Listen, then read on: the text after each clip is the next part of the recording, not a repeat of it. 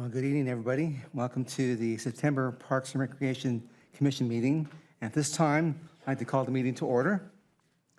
And then it's my pleasure to ask Commissioner Kinney to lead us in the Pledge of Allegiance. Please rise.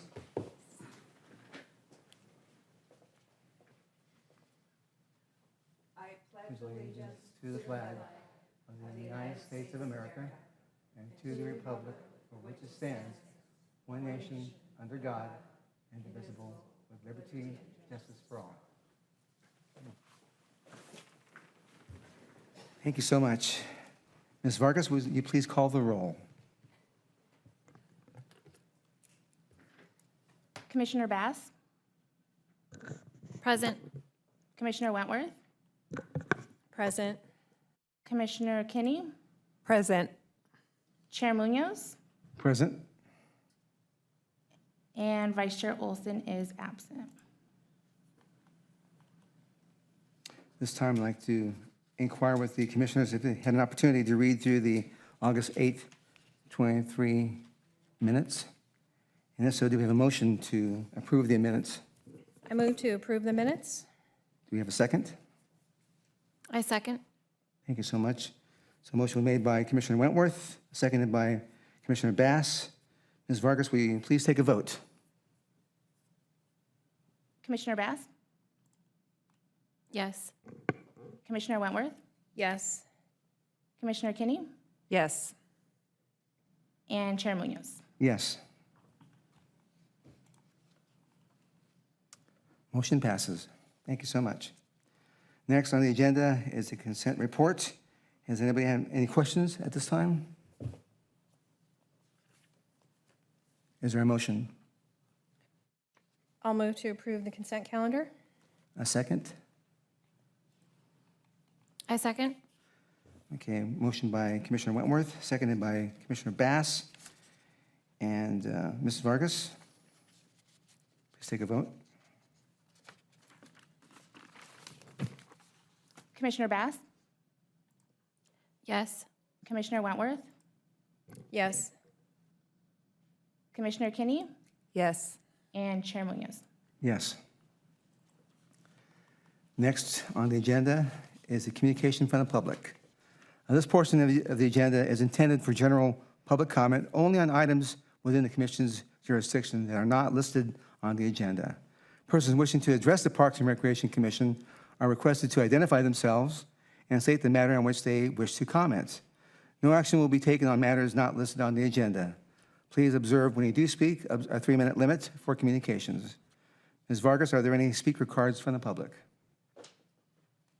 No, Chair, there are no speaker cards. Are there any written comments from the public? No, Chair, no written comments.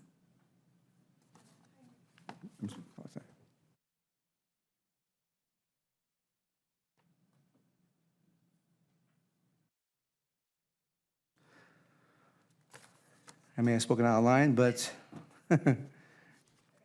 no, not a problem, though. We are going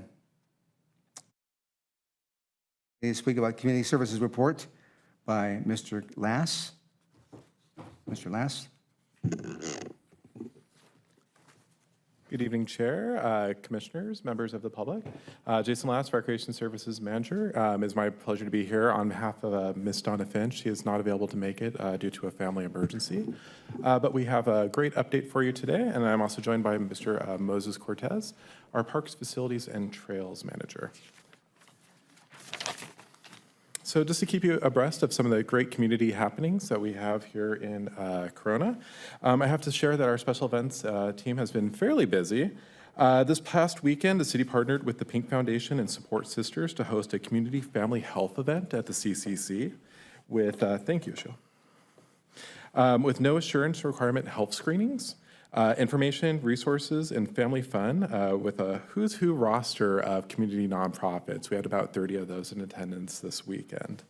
On Monday, we worked with the Corona Chamber Foundation to remember 9/11 and observed Patriot Day with a formal program. Flags honoring those lost in this tragedy are currently on display here at the HCC lawn, and those will be on display through the end of the week. And if you haven't seen that, it really is a moving experience. If you look at any of those flags, there's information about the family, the individuals, and where they're from. So real educational piece there.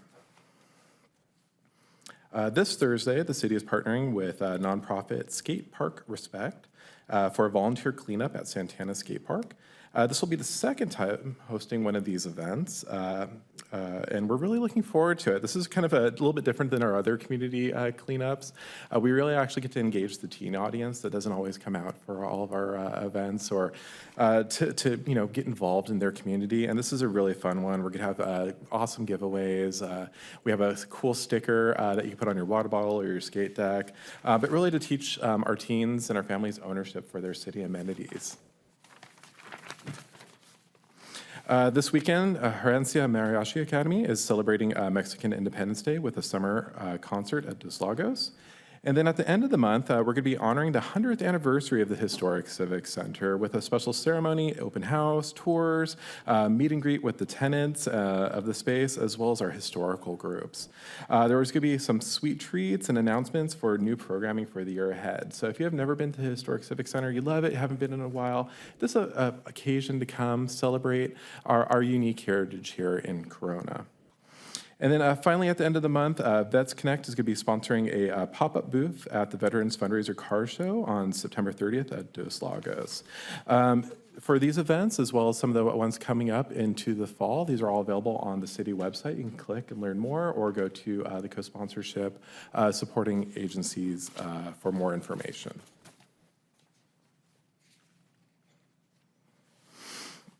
A couple months back, I shared we were piloting some free and low-cost activities at the Circle City Center, in addition to all the great fee-based activities that take place at this facility. This has been going tremendously well for us, and I have to thank our new recreation supervisor, Ms. Karen Stevenson, and her team for making the space more accessible to the residents than ever before.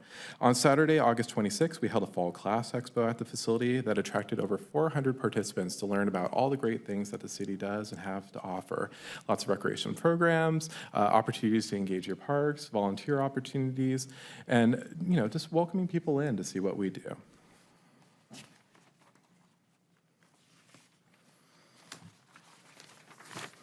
And just last, I wanted to call up, since we're going into our fall and winter season, we have a lot happening with our sports programs. So the city of Corona actually does offer rec leagues. Rec leagues are a great introduction to learning the love of the game, learning the rules, teamwork, camaraderie, sense of fun. They're a little bit shorter than some of our other seasons, so it's not a big commitment for families, not as many practices. So if you would like to, learn the fundamentals of the sport, just get back in the game, whether youth or adult, this is a great opportunity for you. So this is our upcoming season listed here, and if you want more information about practices, tryouts, any of the schedule, that is available on our full registration website. All right, and with that said, I'd be happy to turn over to Mr. Cortez, our Facilities, Parks, and Trails Manager. Good evening, Chair and Commission. I have a couple of the hot items on our updates here, so I'll kind of jump right into them. So first thing we wanted to kind of go over was, the border pickleball courts, provide kind of an update on where we are. We did have some feedback at a previous commission meeting. So kind of what we've come up with so far and where we're at is our short-term solutions that we did want to implement new court hours from 8 a.m. to 8 p.m. And this will hopefully help mitigate the noise and keep the hours a little more manageable for our residents. This will also be accompanied with our park rangers going at 8 o'clock to, ensure that the gates are being locked and that, we're respecting the neighbors. In addition, we're also going to install some light shields that'll help kind of mitigate some of that light from bleeding over into the neighborhood. We are coordinating that work to hopefully happen in the next few weeks. As the hours will also be implemented, hopefully right around the 1st of October.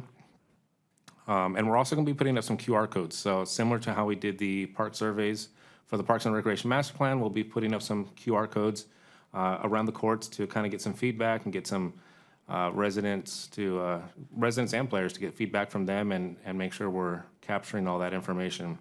Long-term goals, as we've mentioned, is going to be to identify opportunities to actually put some purposely built courts in the city somewhere. And hopefully that Recreation Master Plan will help outline where we need those courts and where the greatest need is, and where they would be where they would best be suited at. So that's where we're at with the pickleball courts, and we will return and continue with updates throughout this process. The next item I have is the Trails Master Plan. So right now where we're at with that is we have been working with our consultant Alta Planning, and we are working on digesting that into a more manageable plan. So there was just a lot of redundant and kind of in the weeds detail. So we're taking that and putting some of that really finite detail into some appendices and having the front half of the master plan kind of be the part that has the real kind of quick and dirty meat of it. It'll be somewhere around 50 to 75 pages, a lot more manageable. And we will be bringing that back to you guys in November. We hope to have that revised revisions done right around late September, early October. From there, we're going to be doing some community outreach, so we plan on attending, going on Saturdays and having teams out doing pop-ups at, some of our soccer fields, our baseball fields. We'll be at Skyline. We'll be at some of our special events like Hollow Weekend, and really trying to make sure we're not just capturing, the folks that are always using the trails, but, maybe the passive user, the mom that might just be going for a passive walk, and wanted to really make sure that we're vetting that and getting that community feedback. And then we'll return in November to do a full working session with the commission and go over all, by that time, you guys will have the updated version and be able to go through that whole plan with you guys and get your feedback and make sure we get everything loaded into that plan prior to adoption. With that updates my stuff. I'll give it back to Jason for some upcoming agenda items.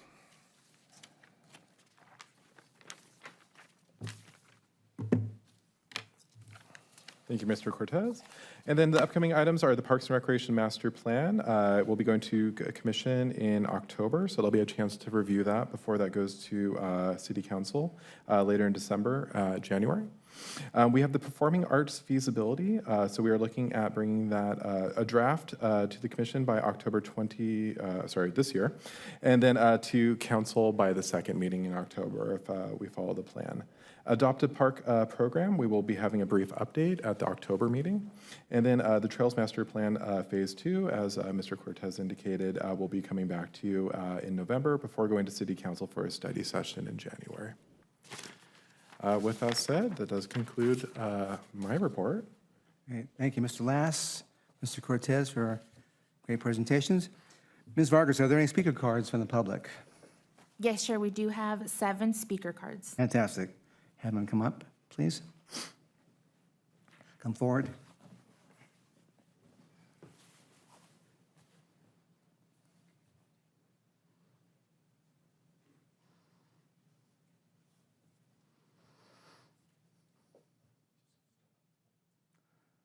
How you doing? Doing good. Fantastic. Good evening, commissioners. I'm back again. And thank you very much for the update. Yeah. I could see the 8 to 8 working. That should be not a problem. I like the idea of adding the shield for the lights. And the park rangers, are they going to lock up the courts or are just going to monitor if it's done by 8? Or are the lights going to go off at 8? So we'll have the lights, we'll change the lights to go back off at 8. The rangers will be there to monitor activity as well as lock up the courts. Oh, lock it up. Now, what time the park rangers will be back at 8 a.m. the following morning? Probably a little bit prior to make sure we need the trash canners in, 7:45, 8 o'clock, so it makes up. Okay, all right.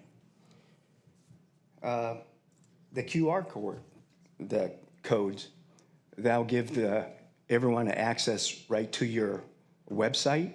So if there's any questions or complaints, that they could go right to your website and put that down? Correct, so it'll have updates. Sorry. Yes, it'll have updates on where we are with the master plan as well as, general website. Okay. There'll also be a section there where you could leave comments. Good ideas. Now, I'm here for the long-term view for pickleball for the city of Corona. Now, back in 2021, when Ann Turner came as director, we had a sit-down meeting with several of us, Mike being one of them back there, and Commissioner Wentworth was there with us. Now, the short-term goal was to give us some courts around the city, but they came up and said, we'll take the 2 tennis courts and add 6 or 8 pickleball courts for now. Now, the long-term goal was to have us on the master plan for City Park. 32 seconds. Okay. So I'm still asking for us to get back onto the master plan because we've waited 2 years now.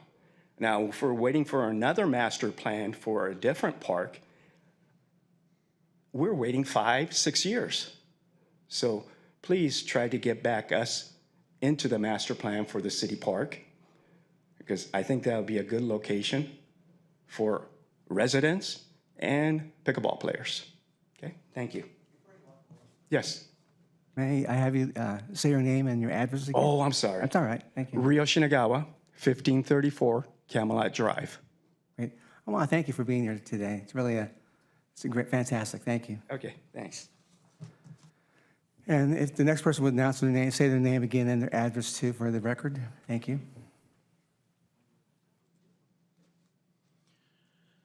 My name is Mike Wagner. My address is 1448 Camelot Drive. I'm a 62-year resident of Corona, and I would like to share some thoughts as someone who's been here a long time. First and foremost, it is important that the current pickleball situation at Border Avenue is not seen as an us versus them scenario. Both the pickleball players and the residents have concerns that should be heard and considered. When pickleball courts were first painted at Border going on 5 years ago, we had a small group of 15 to 20 players. We played 3 mornings a week starting at 7:30 a.m. and we had no complaints from the residents. When the facility expanded from 4 courts to 10, the number of players grew and the number of play days grew as well. Still, we had no complaints from the neighbors that we were aware of. Then came the lights a few months ago and everything changed. More people could play after work in the evening and the numbers exploded. Capacity crowds nearly every evening and cars parking everywhere. Now we started hearing from the neighbors. They couldn't park in front of their own homes. They couldn't put out the trash on trash night. They were upset, and rightfully so. But some concerns and complaints have been blown out of proportion a bit to make a stronger case. Our players start at 8 a.m., not 5:40. We play until 10 p.m. That's impossible because the lights go out at 9. 9 p.m., by the way, is already a compromise on our part. All other lighted courts in Corona have lights until 10 p.m., and we agreed to a 9 p.m. shutoff when our lights were installed. Is it fair to now ask us to compromise further? No other courts are asked to do so. Why us? The large number of players results in a lot of pickleball noise. 10 courts allow for a maximum of 10 balls in play, no matter how many people are waiting. The final straw that brought the neighbors out is the parking. When the lights went in and the word got out, Corona has 10 lighted courts, the crowd size exploded. There is legal parking only on the west side of Border Avenue, and that is limited by school parking just down the street.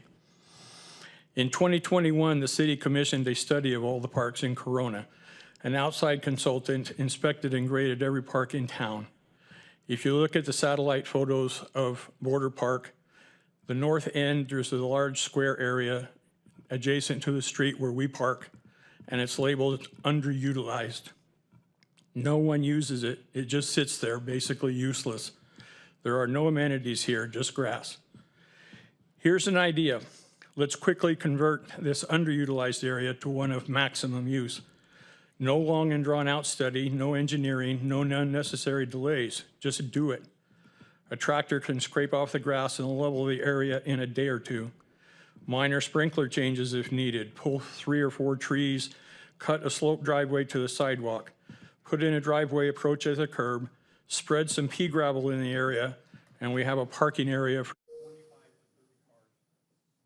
No expensive paving is needed, a simple gravel parking area like the west end of Santana Park or most of Butterfield Park. No more need to park on residential streets.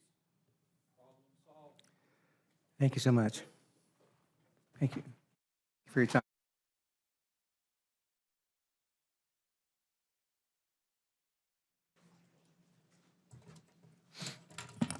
Good evening. My name is Ed Greenwald, 2351 Moonridge Circle. Lived here in Corona since 1997. Raised my family here. I coached Little League. I coached AYSO soccer.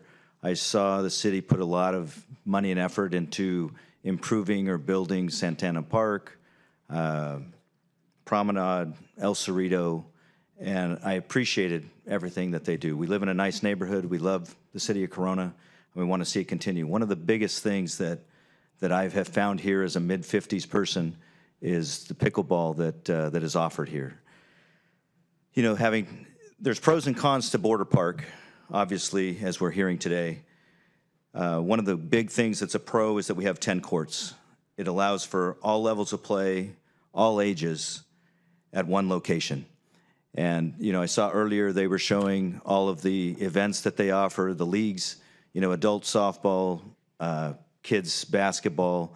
Here with pickleball, we can all play as a family together, and there are people that do that.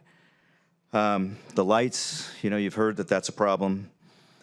Having it till 8 o'clock is really problematic. I work in Fontana, and I have to drive. Typically, I get there at 7 p.m., and so playing for 1 hour is really not enough.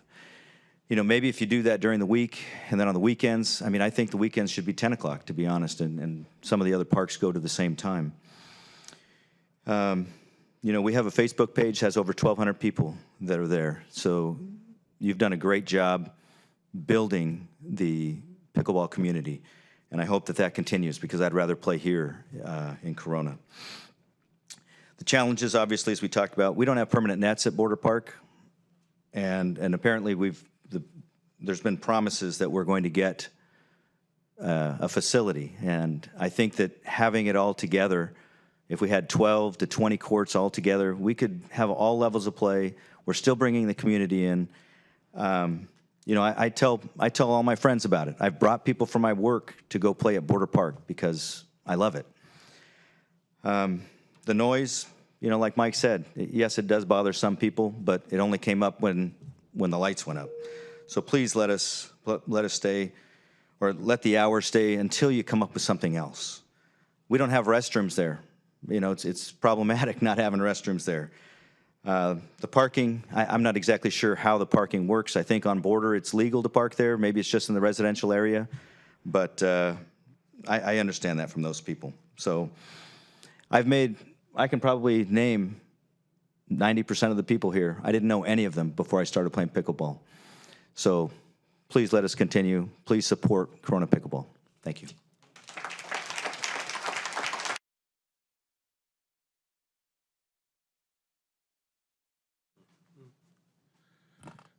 Jeff Nelson, 1631 Fairmont Drive.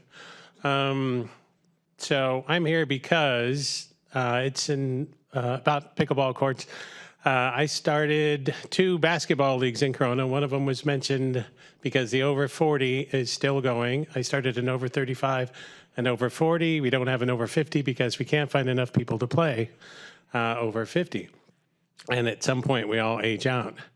What we have is obviously a good representation of people in this community that want to stay in shape. So I think we should all be doing everything we can to help and endorse that. I think all of us want to compromise with the neighborhood and ultimately the long-term goal. And I know that this has been going on conversationally for over 3 years. Before this commission was here, I knew the folks on the old commission, and that was still their number one concern, was how can we come up with more pickleball courts? So I think that this, as they talk about basketball aging out, looking for things to do, you realize this is not a fad. I think it answers a question of people have been looking for this, and I think it's going to continue to grow. So I think that it's in our best interest, staying healthy as a city, to try to figure out how can we come up with more pickleball courts, because that's the only long-term solution to this issue. That's it. Thanks, Jeff.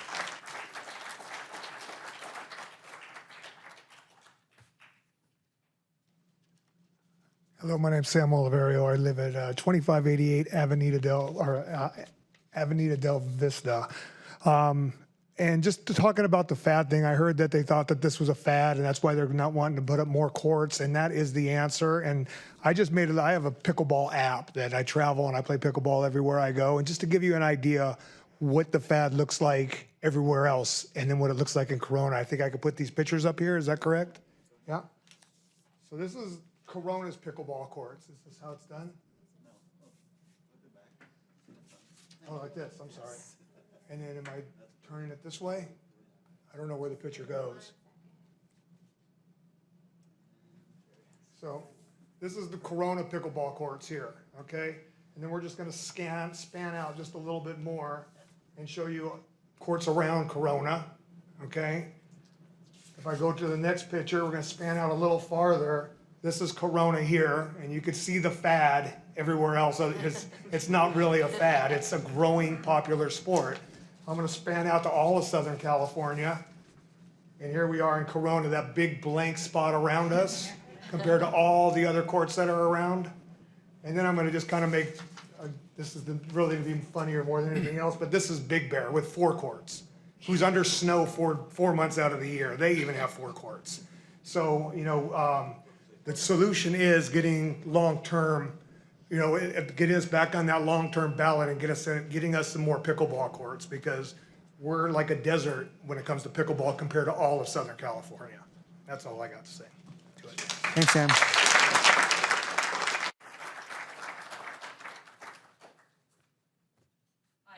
Hi, my name is Betsy Elliott. My address is 6498 Red Oak Drive.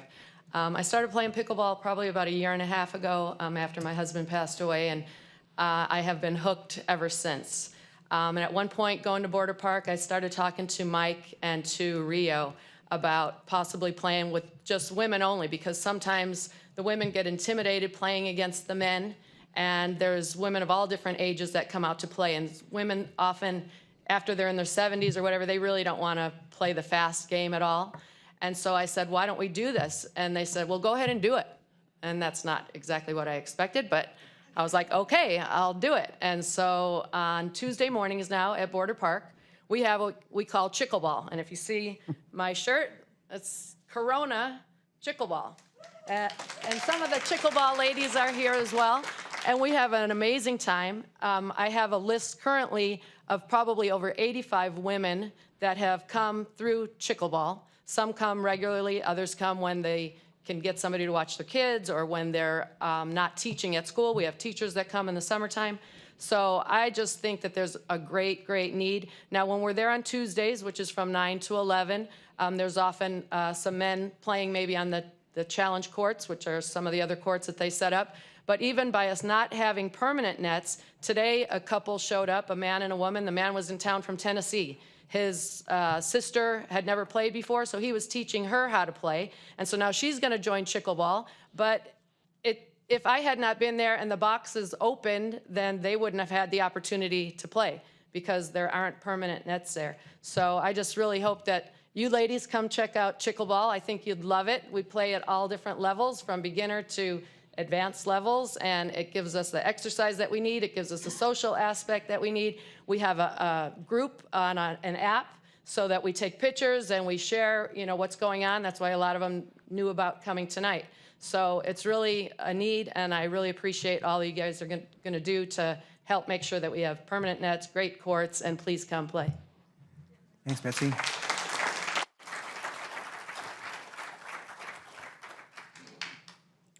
Good evening, Commission. Mr. Munoz, Moses, good evening. Larry Burrell. I live at 1388 Ramsgate Drive in Corona. I'm the current USA ambassador for pickleball. I know all these people. Thank you for coming, everyone. I appreciate it. I really do, for the support.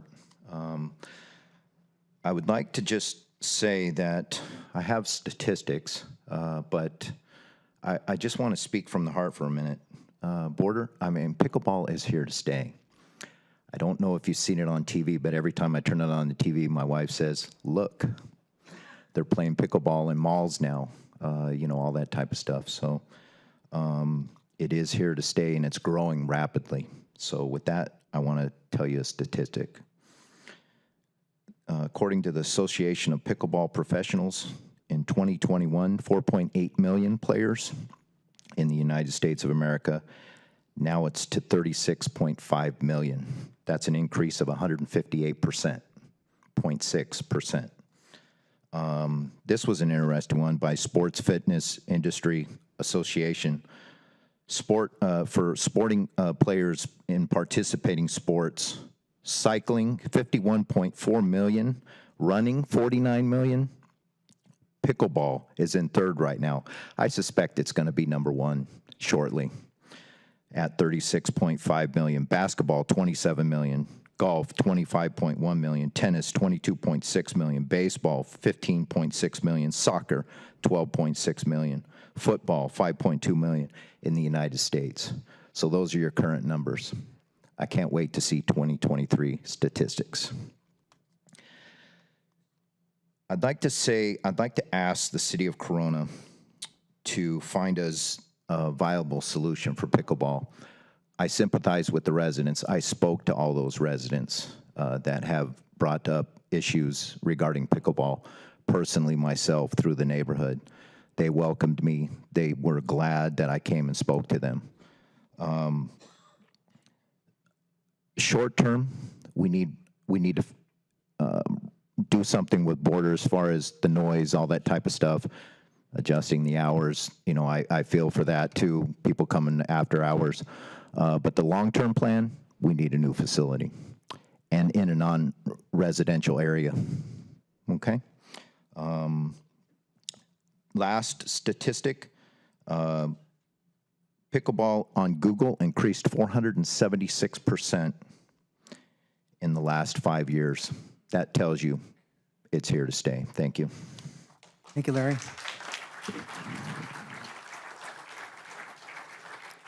Ms. Vargas, are there any written comments?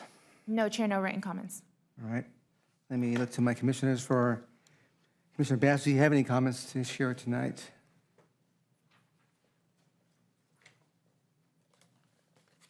I have a couple of comments. I just wanted to thank everyone from the public for coming out tonight so you could be heard. Really appreciate those speaker cards. I'm going to ask questions about Mr. Lass's presentation. Is that fine? Okay. So I was on for the Fall Expo. I was wondering what the end goal of that was. Yeah, the Fall Expo is really with all the fall happenings that were introduced. So these are limited, one-time kind of offerings, free, low-cost, drop-in.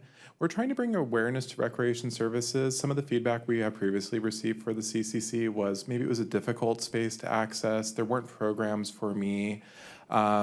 Maybe it just wasn't inviting. So we're really throwing open our doors and creating opportunities for residents to swing by, check out, get to know our staff, get to know our instructors, get to know our different community organizers, and really use the Circle City Center as an intentional community center space to gather, to celebrate occasions, to have meaningful interactions, and just really create that sense of place. So really the end goal for that is just to get people out to see what we have to do, an open house, and maybe, they're going to sign up for some classes and get more involved in what we do. We're here to serve. Got it. Thank you. And then for the pickleball update, I was wondering what kind of time frame that would look like, Moses, on your slide for the long-term goals. Commissioner, I can speak to that. So, excuse me, we're in the middle of a master planning process for Parks and Recreation where we're looking at our park system as a whole, evaluating the amenities that we currently have, the unmet needs based on feedback we've received from the community, as well as all of our stakeholder outreach. We do have some recommendations, initial recommendations for park amenities that will be coming to the commission next month. We are finalizing those recommendations right now. Pickleball is a part of that on what the firm that we're working at, what they recommend in terms of best practices, trends analysis, and the outreach, again, that we've received and the feedback we've heard from the community. So we'll be having an update at our next commission meeting, and pickleball will be a part of that discussion. Thank you. And also, same question for the Trails Master Plan, the pop-up booth, the engagement with the residents. Do we know dates on that yet? So we know that we will have the plan ready to be shared with the public around early October. So we'll be primarily on Saturdays, is when the parks are busy with, ASO and Pony and all the different baseball groups and soccer groups. So we'll be doing pop-ups on those events. Also on the weekends, we'll be up at Skyline. Probably we'll do a Saturday, maybe do a Sunday. And we'll also be at Hollow Weekend. Got it. And I did just want to say thank you for bringing that back and taking a look at it again. That's all. Thank you, Ms. Baz. Commissioner Wentworth? Thank you. Thank you for the report. I'm just going to go through, I'll address pickleball last. Let me start with, these are great events for the fall. Good job. And I know Hollow Weekend, I can't attend, but it's been a great event that the community has put the staff has put a lot of effort in. The community's really responded in large numbers. And so I think people are really excited, and you guys are really kind of getting a legacy event going here. So it's really exciting. I'm glad to see that. Let me just move on to the Trails Master Plan issue. Are we going to come back as a commission? I thought we were going to work as like a working group, that we would give you guys more feedback in October in a working group type of session before you put it out to the public again for review in October. I'm kind of confused by this whole thing.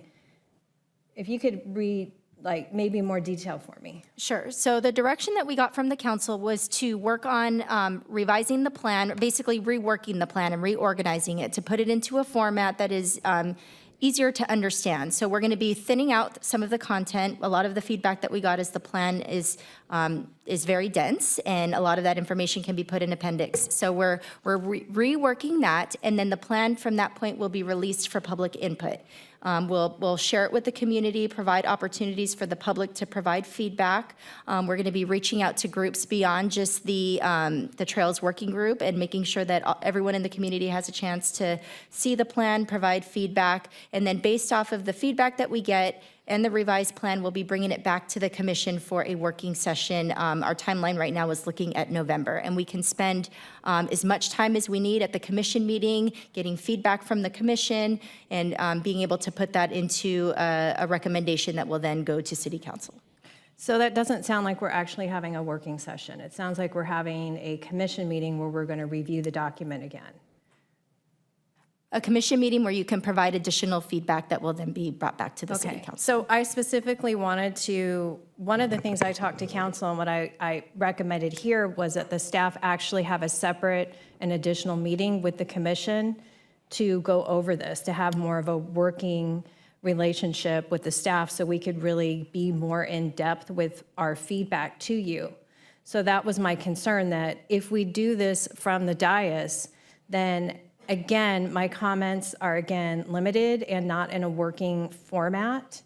I think that really concerns me. I also want to know if the consultant is going to touch back with the commission about the plan, or they're just going to work on it and you guys are going to put it out for the public. And I can read it as a member of the public, but as a commissioner, I also think that we should have an opportunity to talk about it in a working format, especially if they're not going to touch back with us, because in my opinion, this document is missing vision. It has objectives and it has goals listed that are actually objectives, and it's missing the vision piece. It's missing the priority piece. They didn't come back to us and touch back. And so my concern is that we're not doing enough touchback with the level here where we really understand this plan, and we're really interested in making sure that this document is organized in a way that the public can use it, and it's a great product for the city that it's putting forward. So what I'm hearing is that we're not being accommodated with the working session. The working session will occur at the next meeting where it will be brought back to the commission. And we're not going to put any time limits. If it takes, a few hours for us to go through it, provide that meaningful feedback, we will provide that opportunity for the commission to do that. Okay, then I'm just going to go on the record of disagreeing with that process right now. I really believe that we should have a more informalized, looser working sit down where we as a commission don't have to be up here with microphones. We can have a public meeting that's listed and agendized, but we can be sitting in a meeting room and actually hash it out and give you, have a good back and forth without having to do it this way with the microphones. So I just want to go on the record with disagreeing with the way this is getting presented to us. So I guess I just leave it there. I mean, unless my colleagues want to lend in, but I just feel like, I don't know where we go from here, except that I'll just put that out there, so as a body, okay? My next thing is I will get into the pickleball. So, okay. Thank you all for coming.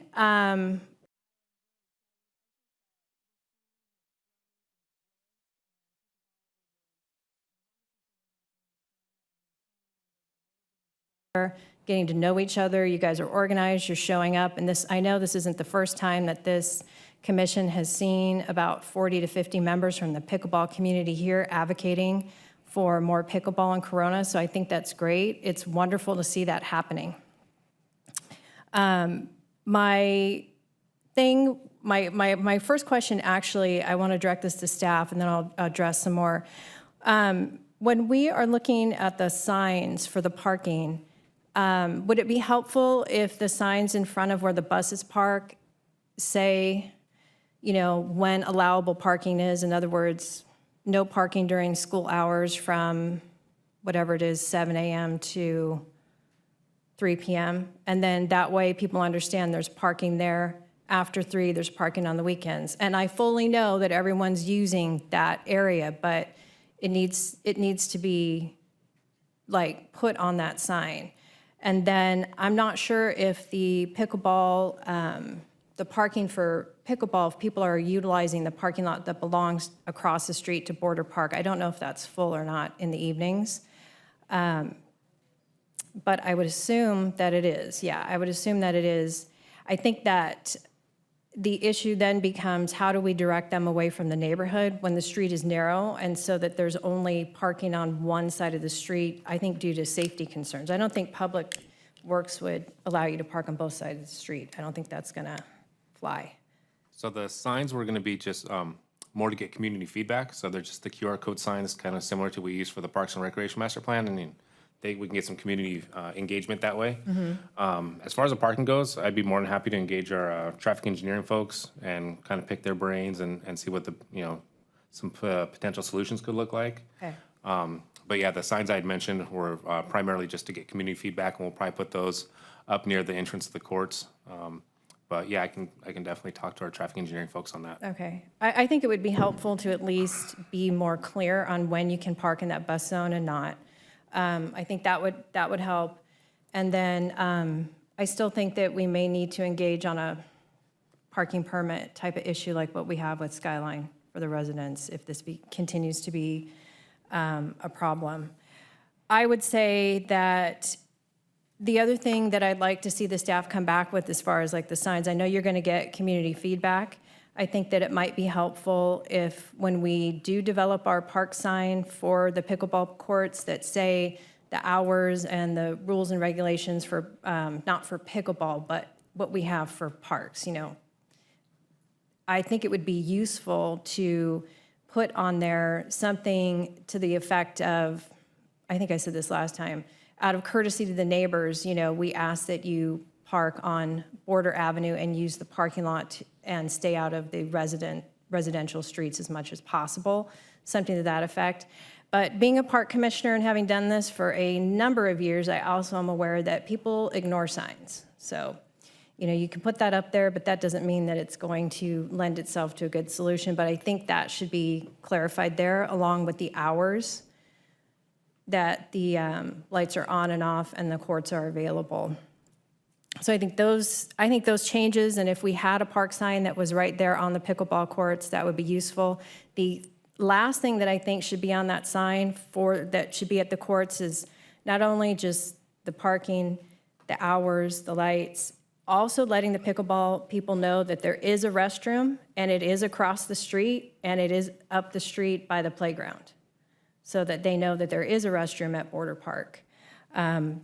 And additional trash cans. I don't know if that, I don't think there has been a problem at Border Park with the trash. It seems like, I'm there enough, it seems like it's picked up reasonably. So I'm not sure that the courts actually need an additional trash can, but if it comes to that, you know, we can always add to that.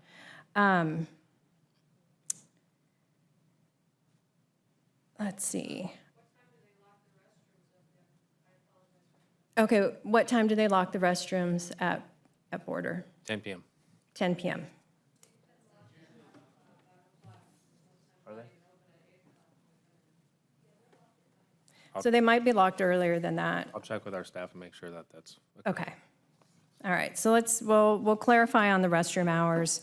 The next thing I want to say in general is that, you know, when we were doing this, talking about getting more pickleball courts about 6 years ago, and then we started with the 4, and then a few years ago we added the additional courts. I just want to note that pickleball as an organization does not have a best practices that it puts out to cities to help them install pickleball courts.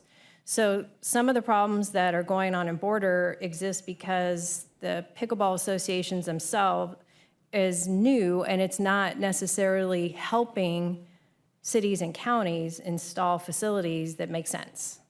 And these are the consequences of not having these best practices. The courts are too close to the homes. They are well closer than 500 feet to the courts. The noise impediment for pickleball needs to be recognized by the Pickleball Association, that it is an impulse noise, which is categorically different than any kind of noise ordinance and noise pollution that you get there. So impulse noise pollution is like the backup of a garbage truck where that beeping is there to alert you, you know, to move out of the way. It's supposed to be something different. And the explosion of the ball and the paddle creates impulse noises at different times, and generally registering at 70 to 80 decibels, which is well above even the normal local noise ordinances at 80 decibels, even the state noise ordinances. And people do have the right to live without noise that is impeding their residential areas. So there is stuff on the books for that, but generally that is the significant difference between the sport of pickleball and, say, tennis or basketball. So that is the best thing I can say is that is what's lending to shortening the hours at the courts. And so that the residents that want to go to bed early and don't want to be woken up early, you know, we're respecting that, and that's kind of the compromise that we've come up with these hours. So I really appreciate that you guys have showed up, and for the most part, that you are respecting that, and you voluntarily have shortened your hours. And so I think that hopefully this compromise will work better for the residents, because ultimately what we want is pickleball to coexist with the residents, and hopefully that will work until we could get something else built in a different place. So that's the goal there. I'm glad to see the light shields. And one additional thing is I know that unfortunately that there was a pickleball player who passed away due to heart issues not that long ago at the courts.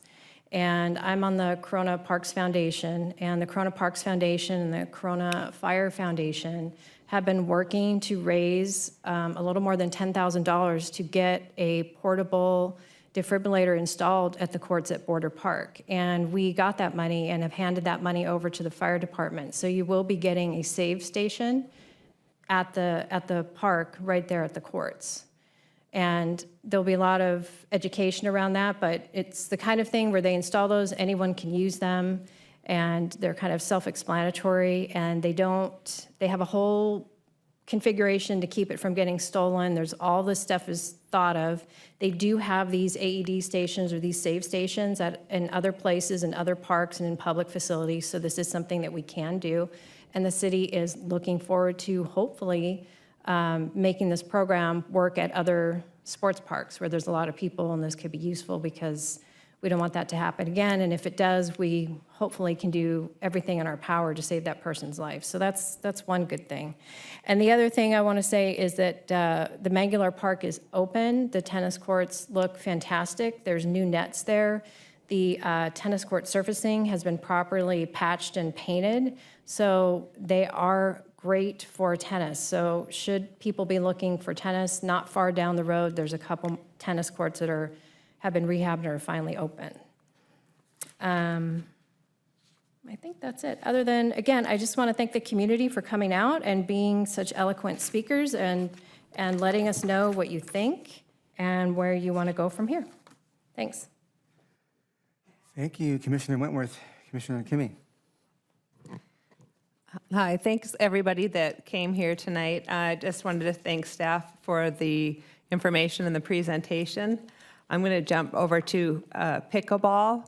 When you put the QR code signs up, I think it might be a good idea, and maybe you've already thought of this, to put them across the street in the park and to put them on the sidewalk. So people that maybe feel intimidated or not so sure about going into that space can have a easy, quick click and go on. So it doesn't have to be, that confrontation maybe. But we definitely need to continue to work towards a solution, and I'm glad that it's being discussed. Just a quick funny story, one of those courts up in Big Bear is being inhabited by wild donkeys. I've seen them. Going over to the Trails Master Plan, and you probably heard some of this in this discussion and not really sure. The depth of knowledge of this commission when it comes to planning and trails and parks is actually pretty good, and that's why we're here.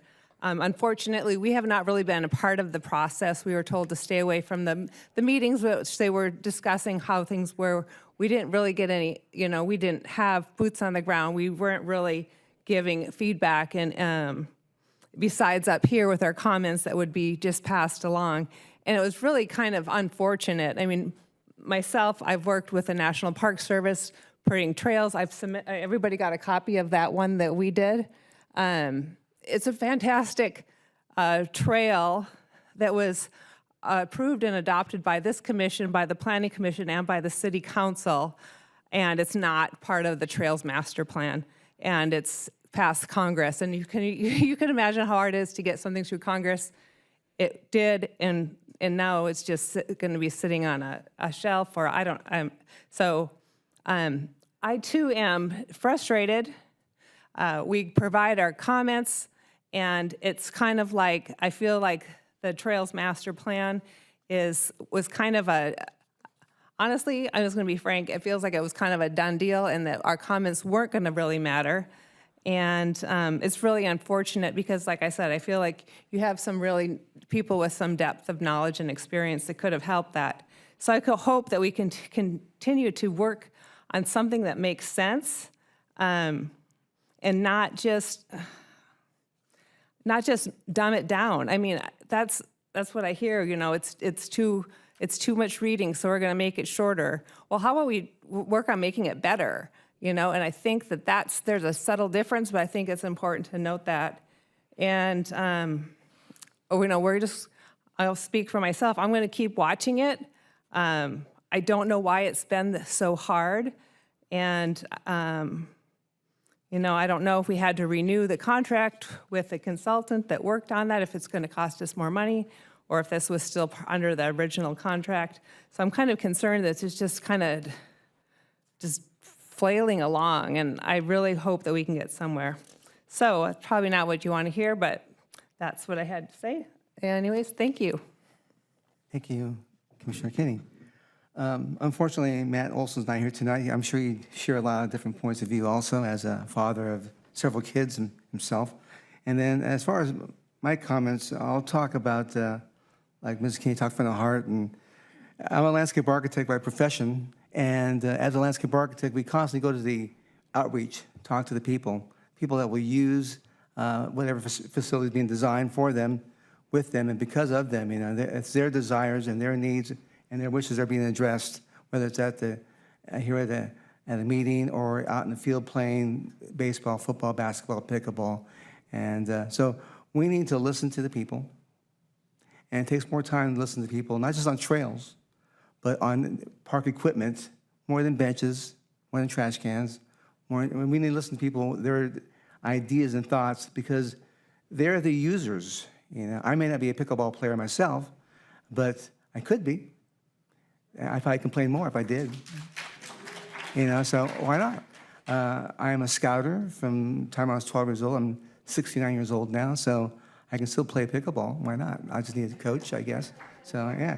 So I'll be there when I'm invited or not. I'll be there. But I used to live in the off Moccasin Trail Circle prior to pickleball being in the area, and so I really didn't confront or be by the noise. So maybe that's a good thing, I guess. But if I had heard the noise, then I'd be in your seat complaining also. So I thank you for all your points of discussion, and they are fruitful, and then they are being listened to, and I thank my commissioners here to my right, and for being vocal about their concerns and their desires and their wishes for not just being heard, but also being involved in this whole process, because community that's not being listened to is not a community at all, because we're all tied together with those thoughts and those wishes to being vocal and just being almost non-vocal too, because it really emanates from our souls. And lastly, I just want to talk about the idea that, again, we need to listen to each other, and that's outreach. And then on the trails, it's more important on the trails because as was shared a few minutes ago, we went through a ream of paper of documentation, and that was a lot to read. I think the only person that actually read the whole thing was Commissioner Wentworth. And then, so both sides of the pages. So she had a lot of comments that evening, and I concur with your thoughts tonight, too. You're looking for some vocal support, like what you're saying. Well, as a commission, I mean, we have the right to ask the staff to have a working meeting and to have more discussion. It doesn't have to stop with me just saying something. I agree totally. So that's why I'm asking tonight, and I had to pause my comments there, because if you guys agree with that, there's no reason that the commission can't have an additional meeting with the staff and have that working. No, I agree totally. Working meeting. It's up to the staff on, you know, how we do that and when we do that. But if we think that's needed, then that's what we're telling you. And the reason why, too, before Ms. Finch adds to that, is that it's nicer to have a relaxed setting where you can share thoughts, talk thoughts, and talk both directions, from staff to us and vice versa. When you don't, you only have 2 seconds because you're concerned with time, and then want to get home after being at work for 12 hours. You can't really gel. You don't get a chance to gel. You don't get a chance to. It's like playing football without the ball. You know, you just fake passing. You know, so you need to sit down and talk. And we talked about that before, where we'd be willing to talk on a Saturday, and we'd be willing to give our time, you know, to talk on Saturday. I don't think it's any different than the extra meetings that we had with the planning, the parks planning process. So I think that's what we're asking for. That's where I wanted to leave it, because I'm not running, you're the chair, so you have to ask. Well, then we'll ask. Maybe, I'll say may, because that gets a long ways, ask that we have a Saturday meeting, and we can take 2 or 3 hours, 4 hours, you know, to do that and be talk and discuss. And that's open communication. Ms. Finch? So right now, the plan is based off of the direction that our department has received, and that's to bring it back to the commission at a commission meeting where we can spend as much time as the commission needs to go through the plan and provide their feedback and comments. We can take your request back to see if that is something that can be modified, but right now, this is the direction that we've received, and this is the plan that we're moving forward with. Okay. So may I ask for that feedback by next Monday or Tuesday? Yes, Okay, absolutely. thank you. Aren't we presenting the Parks Recreation, aren't we doing the Parks Master Plan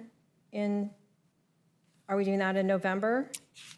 No, so the Parks Master Plan, we're bringing it back to you in two pieces right now. The first is going to be October, where we're looking at the park-specific recommendations. That's system-wide for all city parks as well as park-specific. And then we also have a separate component, which is the recreation needs assessment.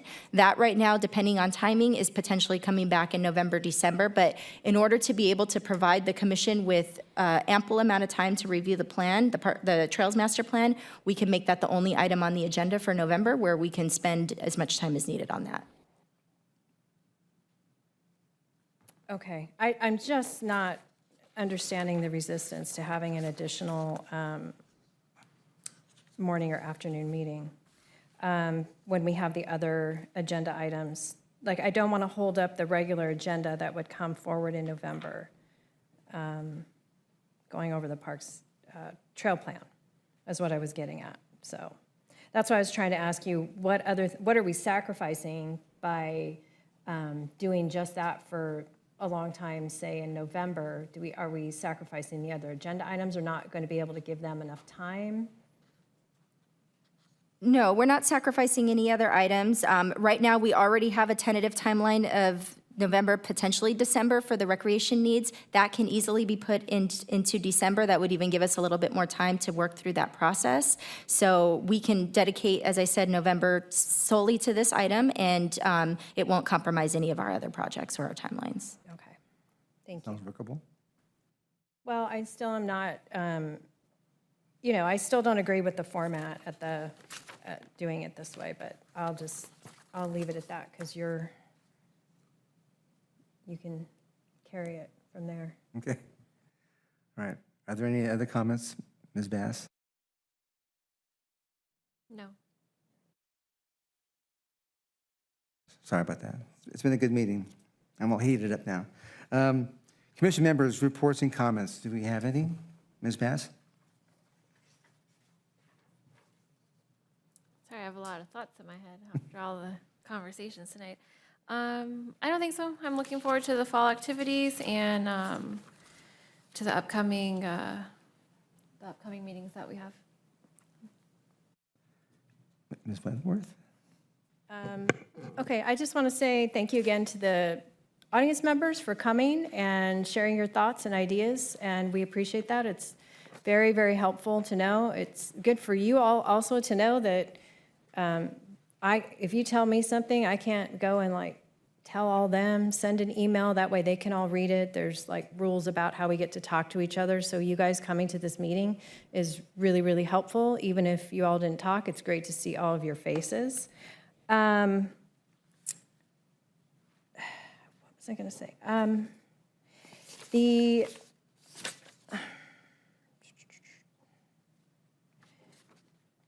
I totally didn't, I should have written this down.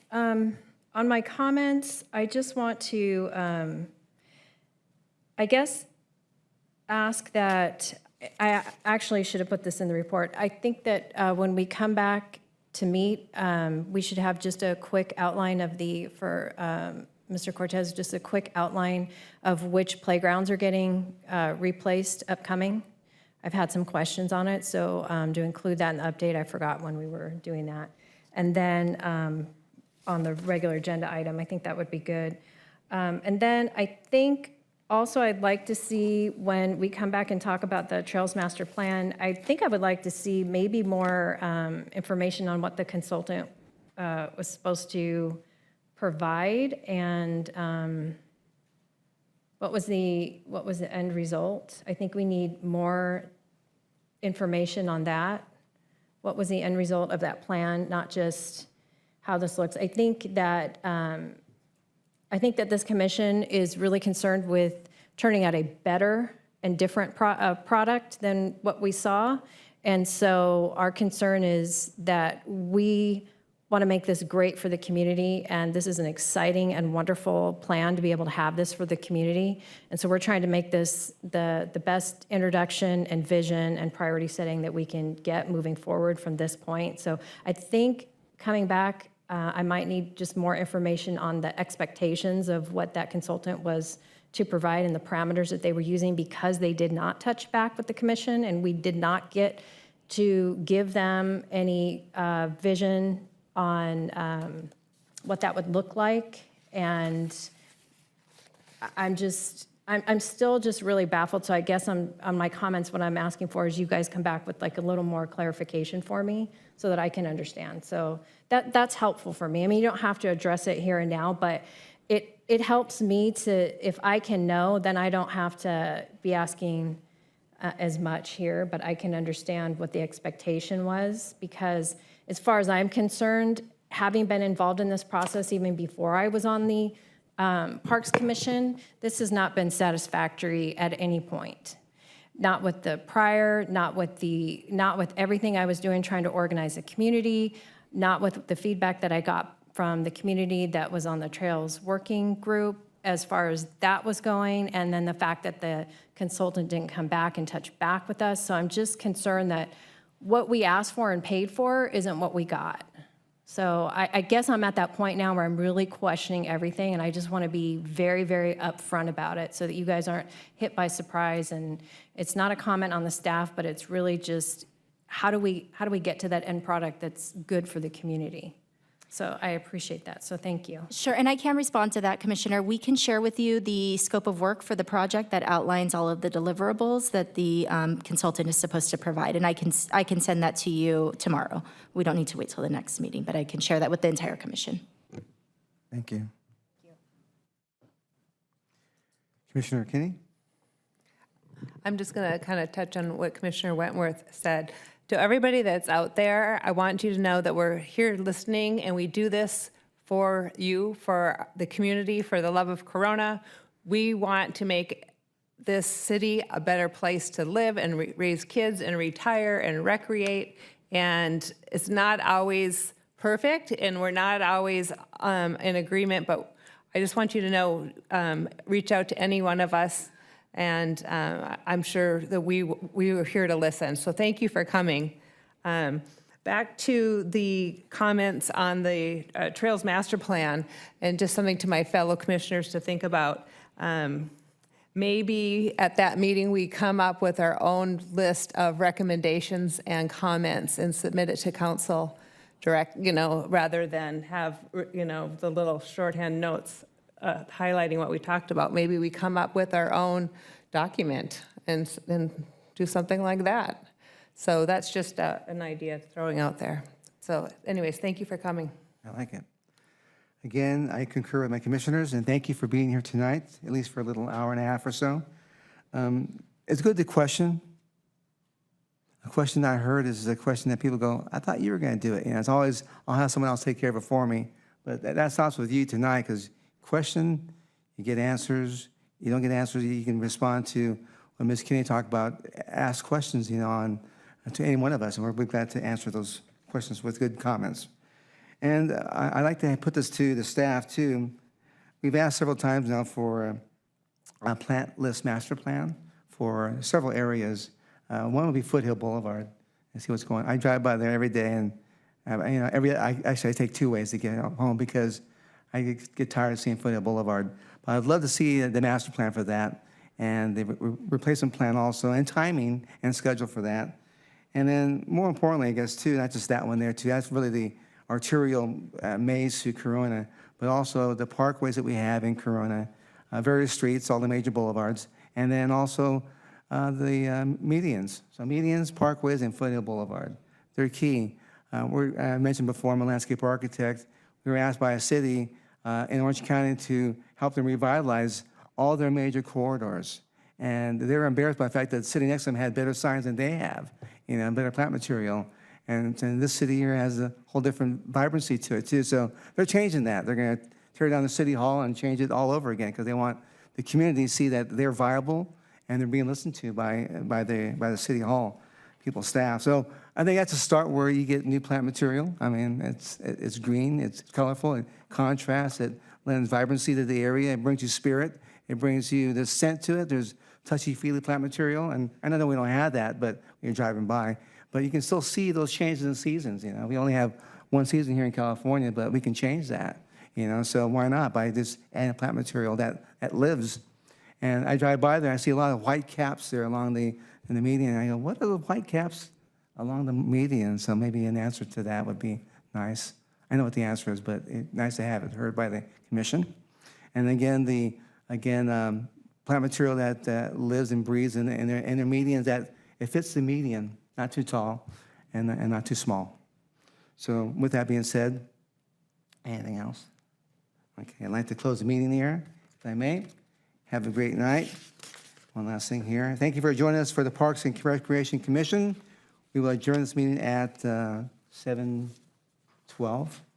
Next meeting of the Parks and Recreation Commission is scheduled for Tuesday, October 10th, in the council chambers. Thank you very much.